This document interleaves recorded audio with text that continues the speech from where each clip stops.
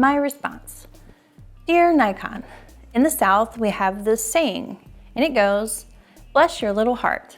If you don't know what that means, I suggest you Google it. So really, I am a glass, like completely full kind of person. I try to be positive. You know, it's half full of water, half full of air.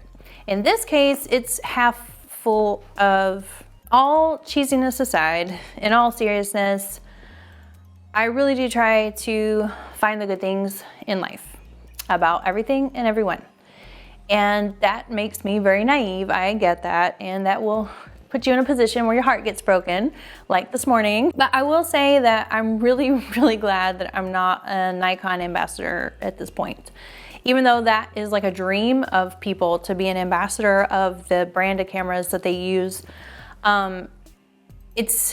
I really honestly would be really struggling to be that like spokesperson. It's crazy because I am more excited about Nikon's new introductory Z series mirrorless cameras than I am about their new flagship camera. I'm sure I woke up just like many of you did with your phones like blowing up about, oh, the new D6, look at the specs, whatever.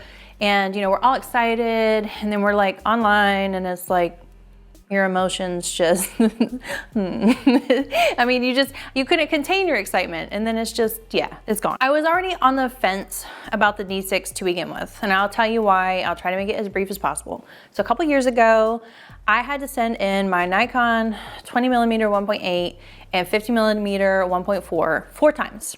And I sent them in with the D5 and the D850 because of calibration issues. And so basically you would get it calibrated for say 6 feet, but then 8 feet and beyond, it would back focus or front focus. So I couldn't use it at weddings because how am I gonna have a lens on my camera that I'm shooting one thing that's within 6 feet, and all of a sudden something happens over here that's 10 feet away and it's just back focusing. No versatility, I can't use that, I'm a professional. Well, long story short, no, maybe not short story long. Okay, basically, I got all my stuff back. They actually sent me a new 50mm that had to be sent back in, but in the end, those calibration issues were never fixed.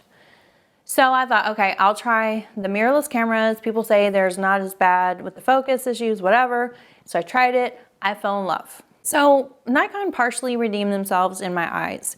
And when I say partially redeem themselves, like I'm happy I can use those lenses and they're not just like paperweights. At the same time, I feel like you made this camera, you sold me this camera, you produced every little part of this camera and this lens, yet you can't get them to calibrate? I don't understand it. Like my husband, he's really into shooting. He's always looking at different sites and stuff.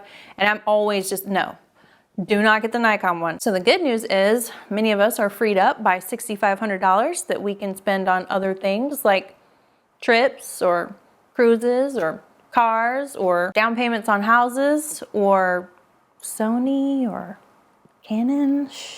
I know that the camera that is good for me, that does what I need it to do as a portrait and wedding photographer, is going to differ from what someone else's purposes for a camera are. And so we all need different things. But there is a lot of crossover between sports and weddings, between sports and events, between needing the speed, needing the ISO, needing a lot of different things.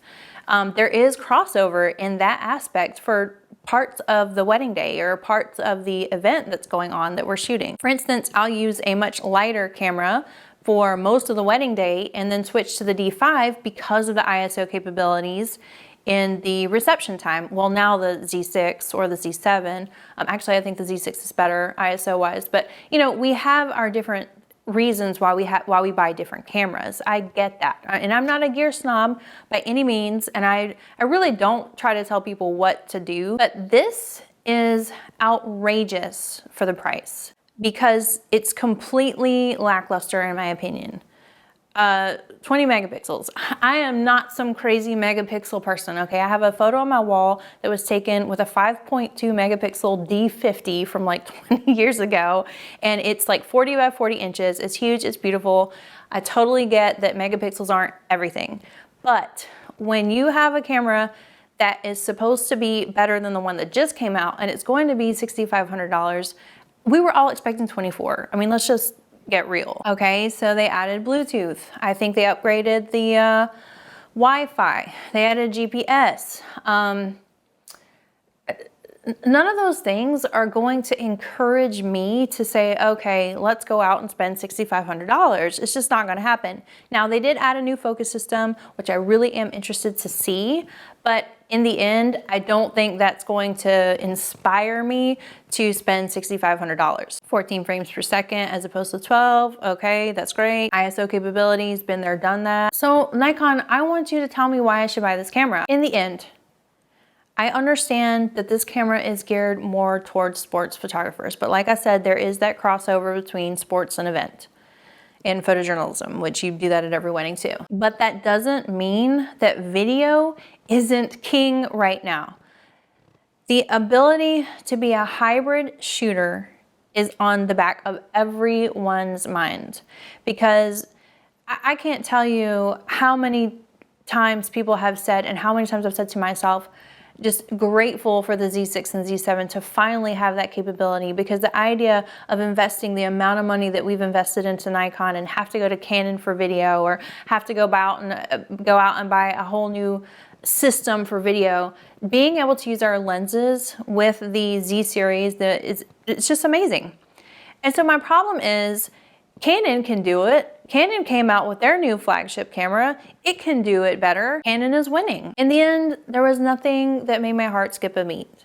And I think that's the disappointment, you know? You're so excited, and then there's just that letdown. I'm looking forward to the new Z cameras coming out this year and the lenses coming out this year, and I hope they fulfill my little girl dreams and make my heart skip beats when I see the specifications of them. And in the end, I want to get my job done better, faster, more efficient, better quality to deliver to my clients, etc.